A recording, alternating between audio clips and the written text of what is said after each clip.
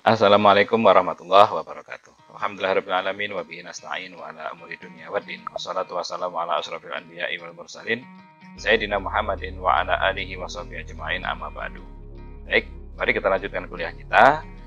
Dan kita akan membahas pada materi kali ini tentang siasah dauriyah bagian 1. Nah, siasah dauriyah ini termasuk dalam pembahasan penting di fikih siasah ya. Selain dari siasah dusturiyah, siasah dauliyah dan siasah maliyah. Yang mana ini menjadi komponen penting menurut H.A. Jazuli dalam bukunya tentang fikih siasah. Walaupun menurut ulama-ulama yang lain juga ada beberapa bagian penting, tapi 3 komponen ini tidak terlepas dari fikih siasah tersebut. Nah, maka dari itu di sini pembagiannya dalam pembahasan saya bagi 2. Ya. Kenapa? Karena agar kita tidak bingung ya. Dan kemudian materi-materi tentang fikih siasah ini kan hubungan negara gitu ya, antar negara, dan kita yang awam atau mungkin yang tidak pernah mengenal tentang fikih siasah ini ya harus dimulai dari dasar gitu ya, tidak langsung membahas tentang bagaimana peranan negara dan lain sebagainya, dan kita bisa berkecimpung di dalamnya, apalagi seperti itu, yang mana itu dapat menyebabkan kita bingung dan malah kita tidak paham apa-apa. Oke, adik-adik sekalian, mari kita lanjutkan kuliah kita pada kesempatan kali ini.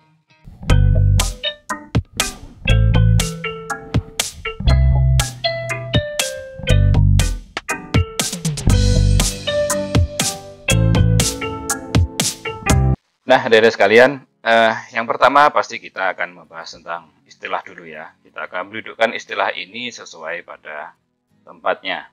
Nah, yang pertama kita bahasannya adalah apa itu siasah dauliyah. Kita harus pas dulu untuk memahami apa itu siasah dauliyah. Nah, dauliyah artinya adalah daulat, kerajaan, kekuasaan, dan wewenang. Jadi intinya dauliyah itu adalah kekuasaan dan wewenang ya. Yang mana kata-kata berdaulat itu diambil dari kata dauliyah ini dalam bahasa Indonesianya ya.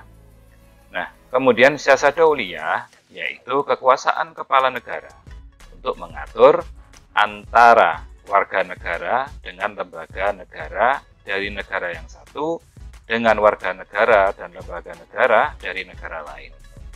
Nah, jadi ini sudah kaitannya antar negara. Baik itu negara dan negara atau antar lembaga di negara tersebut, seperti ya antar kementerian, antar institusi kepolisian, antar institusi tentara bersenjata mereka gitu ya. Kalau kita ya antar kampus misalkan begitu. Nah, itu diatur ya. Yang mana ini menjadi wewenangnya kepala negara sebenarnya ya. Wewenangnya kepala negara yang mana dia akan membuat hubungan-hubungan yang baik antar negara. Karena apa? Pada hakikatnya kita ini tetangga gitu loh. Kan yang namanya kita bernegara ini, negara-negara yang ada di dunia kan katakan ibarat satu perumahan gitu ya. Mana kita saling bertetangga antara satu yang lain. Ada yang dekat, ada yang jauh, ada yang mepet, ada yang di ujung gitu ya. Katakan seperti itu. Oke, subjek hukum dalam siasah dauliyah adalah negara. Setiap negara mempunyai kewajiban. Kewajiban terpenting adalah menghormati hak-hak negara lain dan melaksanakan perjanjian yang telah dibuat. Jadi pada prinsipnya, prinsip bertetangga itu adalah menghormati dan melaksanakan perjanjian yang sudah dibuat. Itu pada prinsipnya ya. Sama seperti kita dalam bertetangga kan pasti menghormati ya, menghormati tetangga kita. Jangan mengganggu mereka, jangan mencampuri urusan mereka gitu ya. Nah, semua negara yang ada di dunia ini adalah bertetangga. Karena itu dalam hubungan antar negara diterapkan kewajiban menghormati negara sebagai tetangga negara kita. Jadi harus kita hormati, tidak sembarangan kita ya. Saenake dhewe gitu kan, masuk keluar bikin rusuh di negara orang gitu kan, karena mencuri, bikin berbuat kejahatan di situ ya, jadi tidak seenaknya sendiri. Oke, selanjutnya Ruang lingkupnya apa saja sebenarnya sastra dauliah itu? Nah, ruang lingkupnya mencakup satu, hubungan internasional di waktu damai. Nah, hal ini mencakup masalah teritorial, batas-batas negara, yang mana ini sebenarnya nggak ada habisnya dibahas gitu ya. Nah, kita bersengketa dengan tetangga sendiri, seperti batas pagar lah ya. Kalau pagar kan jelas. Kita bersengketa juga dengan yang terakhir akhir-akhir ini tentang Pulau Pasir ya, dengan Australia. Nah, teritorial ini penting karena apa ya? Kita negara ini berdasarkan teritori gitu, berdasarkan wilayah, luasnya wilayah, baik itu laut, udara maupun darat. Nah, nasionalitas warganya itu bagaimana? Ada orang itu yang memang nggak setuju dengan pemimpinnya, tapi ya bukan berarti dia harus seenaknya sendiri menghujat, kemudian mendemo dan lain sebagainya. Nah, harus dipikir juga. Kemudian ekstradisi perjanjian antar negara tahanan. Jadi misalkan warga negara asing bikin kejahatan di Indonesia, nah kemudian maka dia harus mengikuti aturan hukum yang ada di Indonesia, yang berlaku di Indonesia, gitu ya. Nah kalau misalkan di sini kebanyakan itu kan yang dihukum di sini kan karena kurir atau usaha mereka itu narkoba, yang mana di Indonesia ini jelas-jelas pada hukuman tertentu, pada istilahnya kalau tidak salah 1 kilo ya, 1 kilo sabu itu hukumannya mati, hukuman mati itu. Nah, biasanya negara-negara yang warganya ketangkap di sini itu dengan narkoba seperti itu yang akhirnya hukuman mati, nah, mereka mencoba untuk melobi Indonesia agar tidak menghukum mati, tapi ya tetap harus, gitu ya. Kita kan negara berdaulat. Demikian juga penangkapan buronan negara tersebut, ya, misalkan kasus korupsi dan lain sebagainya. Seperti akhir-akhir ini juga ada pelarian itu. Nah, dia lari ke negara-negara lain untuk menghindari kejaran aparat yang ada di Indonesia. Itu kerjasamanya ada. Inilah ketika butuh seperti ini adalah perjanjian di waktu damai, yang mana nggak ada perang antara kedua negara tersebut. Walaupun perang itu di dunia ini ya pasti ada, di mana belahan mana ya ada. Tapi ya kita yang nggak perang ya nggak usah perang lah ya. Nah, pengasinan tawanan politik. Jadi ada yang namanya pengasingan tawanan politik nih agar dia tidak bikin rusuh, gitu ya, bikin huru hara atau membuat ketidakstabilan politik di Indonesia ini. Nah, kemudian pengusiran warga negara asing. Nah, jadi warga negara asing itu harus menaati aturan hukum yang berlaku di sebuah negara, gitu ya. Misalkan di Australia itu diberlakukan bahwasanya yang kalau mau ke sana, berkunjung ke sana itu seorang warga negara asing itu harus mempunyai rekening. Jadi harus mempunyai rekening sebesar, kalau tidak salah ya lebih dari 100 juta. Harus ditunjukkan itu. Itu aturan mereka di sana seperti itu. Jadi nggak sembarangan kita misalkan cuma bawa visa kemudian masuk gitu aja, enggak.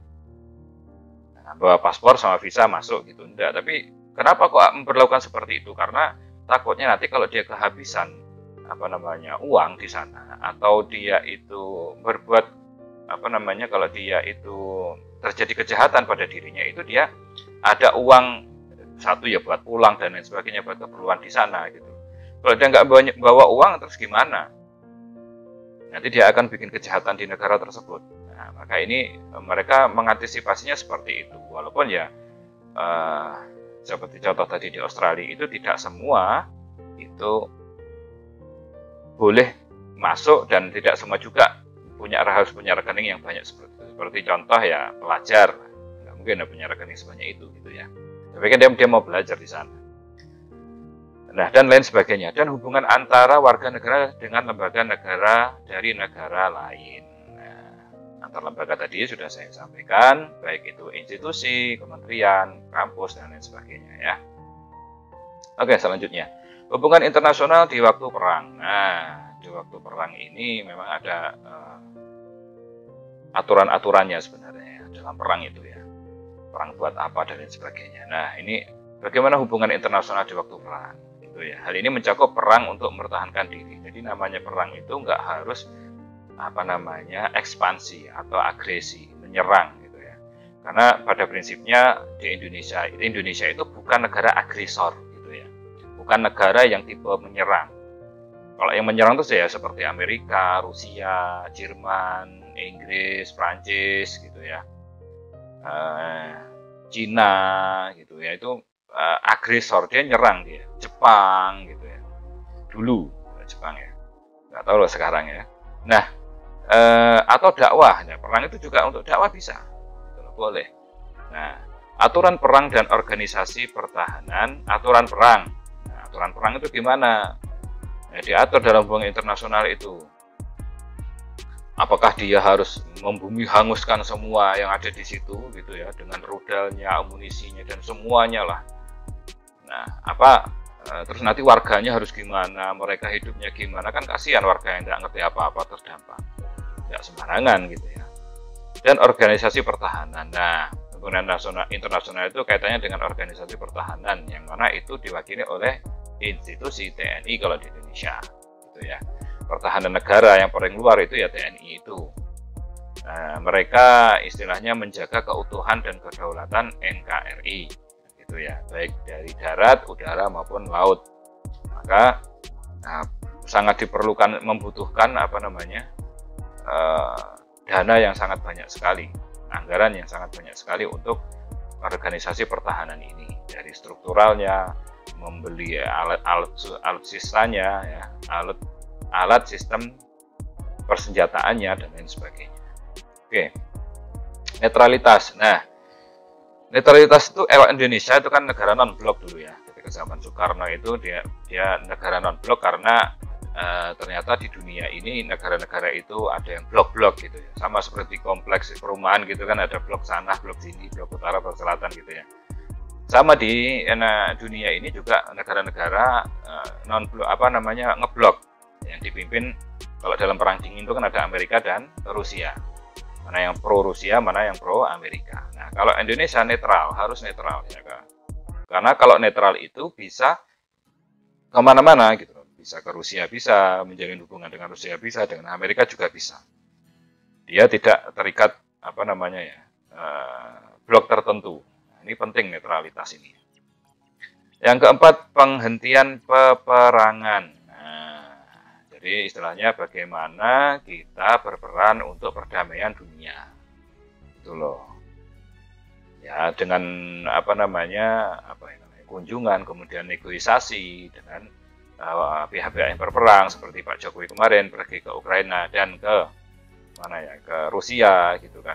Ya walaupun nggak dianggap istilahnya ya, walaupun nggak ada hasilnya apa-apa, yang penting sudah berusaha untuk istilahnya menghentikan perang tersebut. Nah, hal ini mencakup perjanjian damai, perjanjian perang. Nah, di perang itu gencatan senjata misalkan gimana, harus apa, tuntutannya apa kan gitu. Perjanjian keamanan, pengadilan internasional. Nah, ini untuk pengadilan internasional harus ada nih, karena pas perang itu ya namanya militer ya. Nah, dia bisa membumi hanguskan satu desa, bahkan satu kecamatan, bahkan satu kota itu. Nah, dulu tahun 92 kalau tidak sampai 95 ya. Itu ada perang di Bosnia Herzegovina dengan Serbia itu ya. Mereka mau pecah tapi Serbia tidak mau gitu ya, mau mendirikan negaranya tapi Serbia tidak mau. Akhirnya Serbia menyerang gitu loh. Nah, serangan dia itu sudah memporak-porandakan dan orang-orang sudah lari, yang warga sipil sudah lari dan malah diserang gitu loh. Jadi khususnya umat Islam dulu yang ada di Eropa sana, di Yugoslavia itu, dia sudah lari, sudah berlindung di tempat aman, tidak ngapa-ngapain, tidak bersenjata dan lain sebagainya, malah mereka kelaparan dan dijaga oleh pasukan PBB, tapi tetap diserang oleh Serbia. Genosida bilangnya gitu. Berapa puluh ribu itu yang meninggal, ratus ribu. Tidak anak-anak, tidak wanita, semuanya dibantai, dibunuh. Makanya harus ada pengadilan internasional. Nah, ini siapa ini jenderalnya ini, pemimpinnya yang bikin begitu ini, yang suruh nyerang ini. Ya, harus ada. Maka dari itu, adik-adik sekalian, ingat perang itu siapa sih sebenarnya yang menjadi dalang di balik perang itu? Sebenarnya bukan hanya ambisi kekuasaan saja atau istilahnya pengen mendapatkan perluasan wilayah saja, bukan. Tapi perang itu intinya adalah dana. Kalau nggak ada dana gimana mau perang gitu? Bayangkan berapa harganya, apa namanya, Panzer itu, satu unit berapa itu? Belum helikopter, belum apa namanya, pesawat terbang. Itu harganya pesawat terbang bisa 10 miliar satu. Panzer itu ya 1 M-an lah, 1 sampai 2 M. Itu belum belinya, belum amunisinya, kemudian bahan bakarnya dan lain sebagainya, belum rudalnya. Maka dalang di balik perang itu ya rata-rata adalah, ya ini boleh bisa salah bisa benar ya, itu adalah bankir yang punya uang dia. Kalau pemimpin nggak punya uang gimana mau perang gitu loh. Nah, gitu ya. Bankir ini yang mendanai perang, baik perang dunia 1, perang dunia 2, perang dingin dan lain sebagainya. Oke. Selanjutnya, sejarah siasah dauliyah. Nah, yang pertama ada pada masa sebelum Islam. Jadi siasah dauliyah itu sudah ada hubungan antar negara, mengatur bagaimana di mereka itu bertetangga itu ada sebelum Islam. Sebelum Nabi Muhammad diutus ya. Oke. Keinginan untuk hidup berdampingan secara damai di antara berbagai bangsa di dunia ini ada sebelum ajaran Islam datang. Ya, jelas itu. Karena yang namanya kerajaan, imperium, kekaisaran dan lain sebagainya itu sudah ada. Perjanjian dan adat kebiasaan internasional. Jadi hubungan mereka itu berkutat atau mencakup perjanjian dan adat kebiasaan internasional.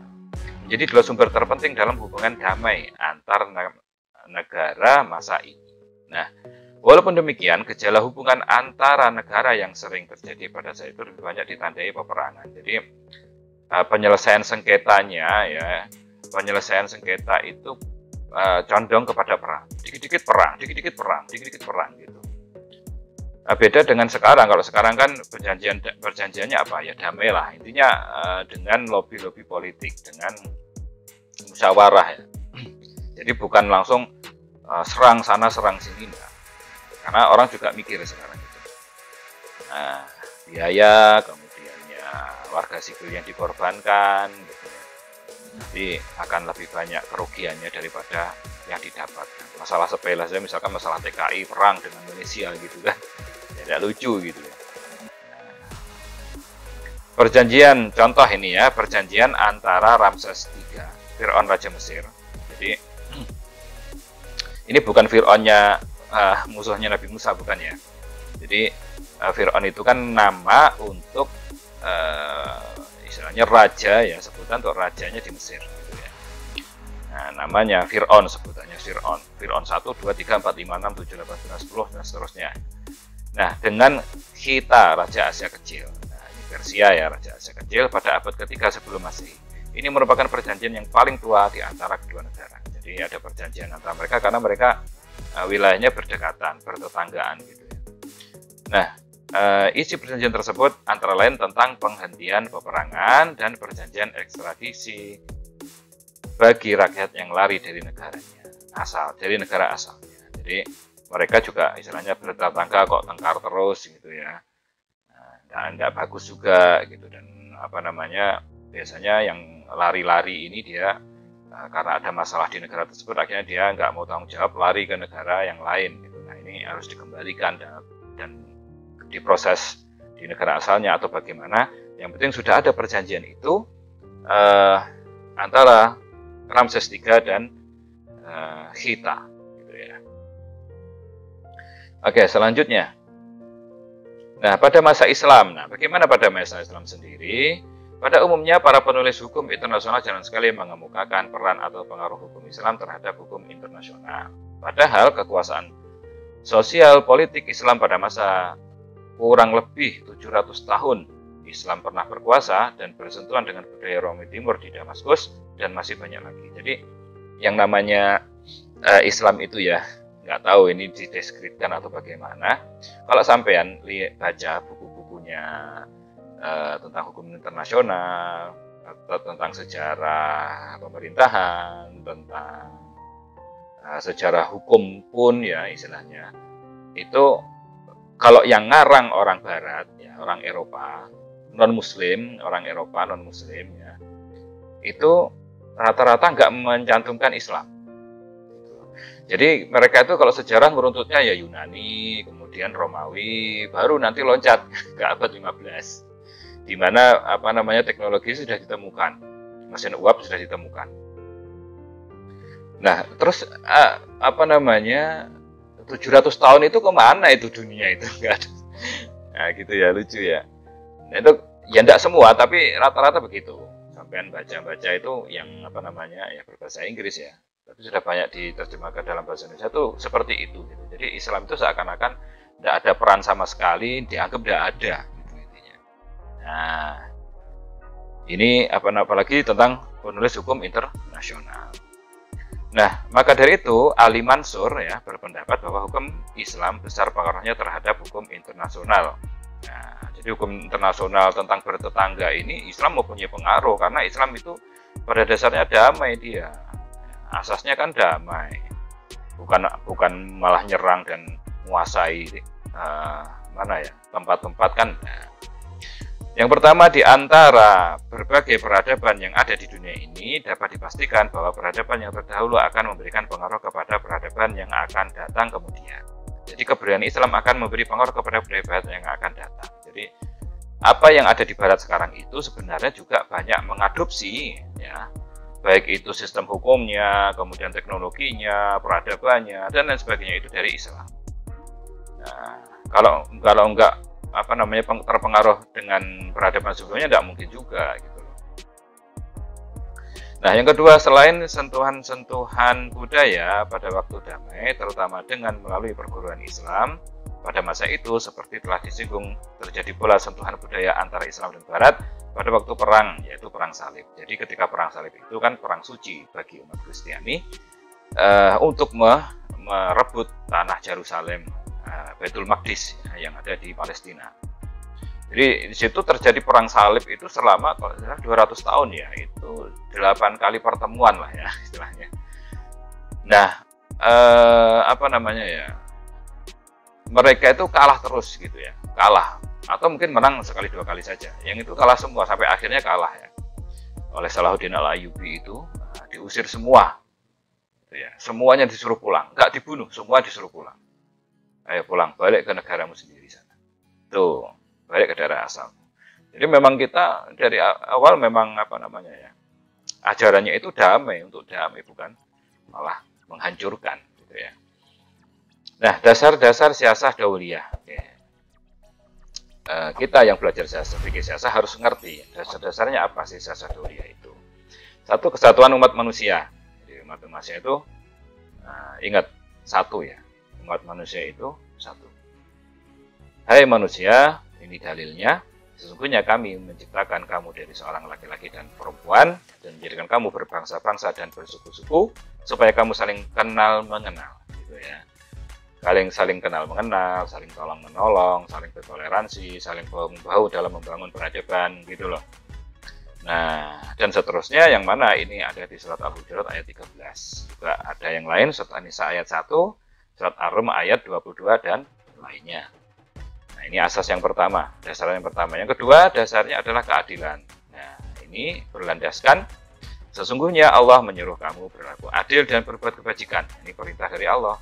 Kamu semua memberi kepada kaum kerabat dan Allah melarang dari perbuatan keji dan kemungkaran dan permusuhan dan seterusnya. Nah, surat An-Nahl ayat 90. Nah, lainnya adalah surat Al-Maidah ayat 8, An-Nisa ayat 135 dan lain sebagainya. Nah, ini dalam Islam itu sudah diwanti-wanti oleh Allah gitu ya.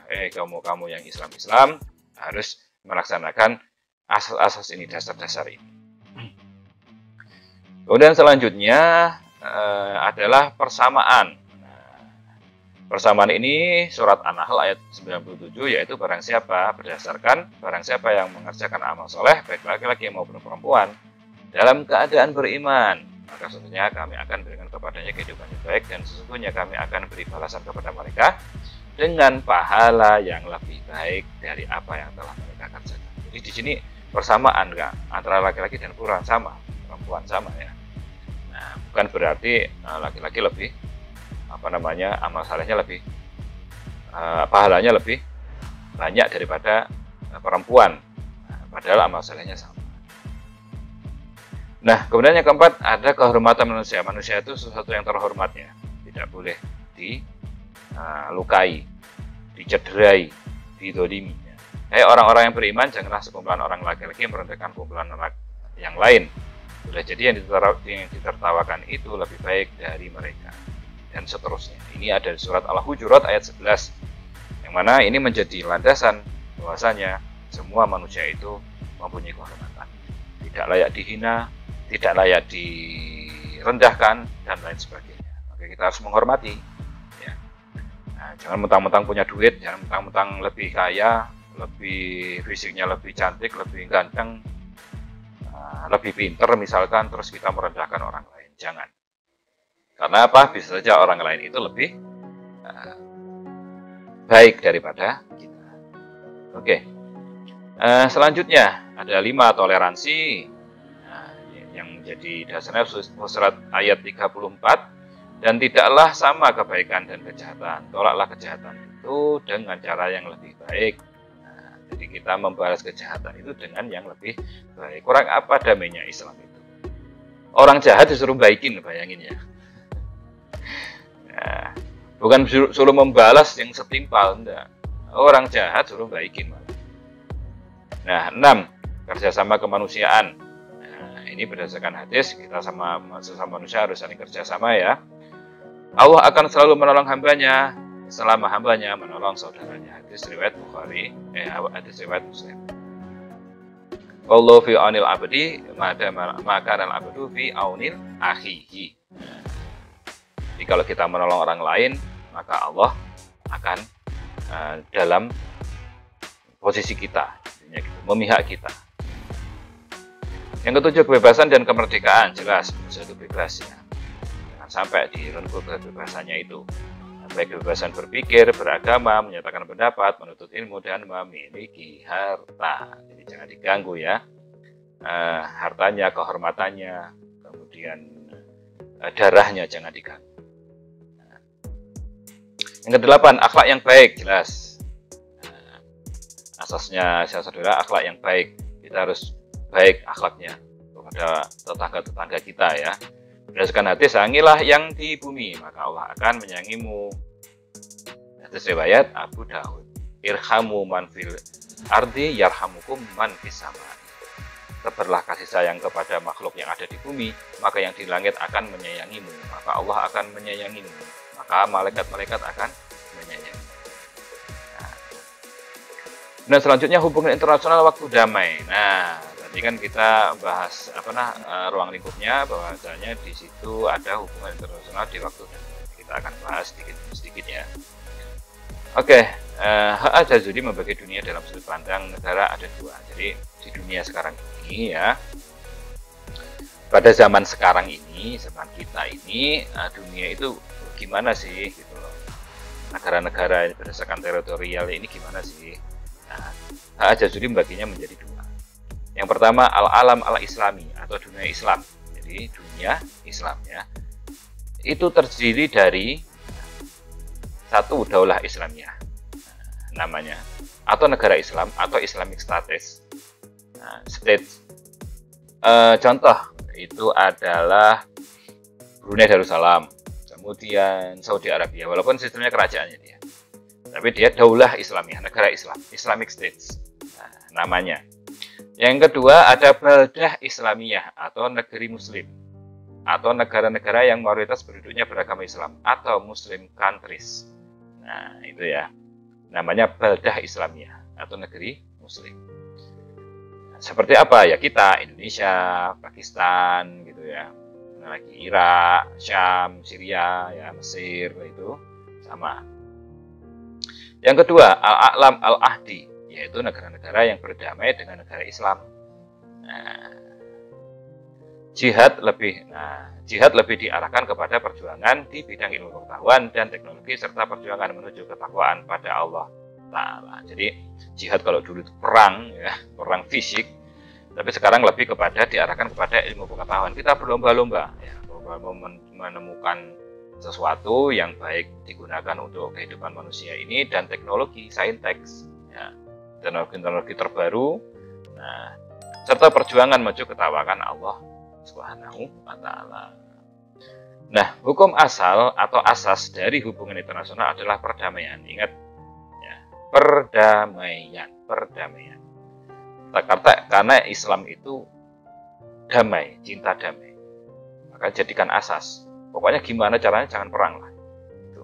Sebab perang itu diperkenankan karena ada sebabnya, yaitu satu, boleh ya, kalau boleh perang, satu, menolak kezaliman. Boleh perang. Tapi juga nggak sempurna terus ada orang zalim terus kita perangi gitu ya, enggak. Ya. Kedua, menghilangkan fitnah dan untuk mempertahankan diri. Jelas, kalau mempertahankan diri kan jelas. Dan kebanyakan Islam itu ya untuk mempertahankan diri, karena kita diserang dulu gitu loh, kita disakiti dulu, maka kita harus mempertahankan diri. Maka konsekuensi dari asas hubungan internasional dalam Islam adalah perdamaian, yaitu yang konsekuensinya asasnya perdamaian itu harus gimana dalam menyikapi perang-perang ini gitu ya. Nah, yang pertama, perang tidak dilakukan kecuali dalam keadaan darurat dan hanya seperlunya. Oke, ingat, seperlunya. Nah, harus dalam keadaan mendesak sekali. Yang kedua, orang yang tidak ikut perang tidak boleh diperlakukan sebagai musuh.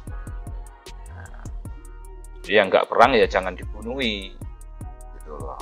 Dalam Islam kan Nabi selalu berpesan jangan bunuh wanita, jangan bunuh orang tua, jangan bunuh anak-anak. Kecuali mereka menyerang kita ya. Jangan motongi pohon, jangan menghancurkan bangunan. Kalau sekarang kalau orang non-Muslim kan enggak, semua dibombardir, bler, selesai. Habis semuanya. Enggak pohon, enggak bangunan, enggak hewan-hewannya, semuanya rata.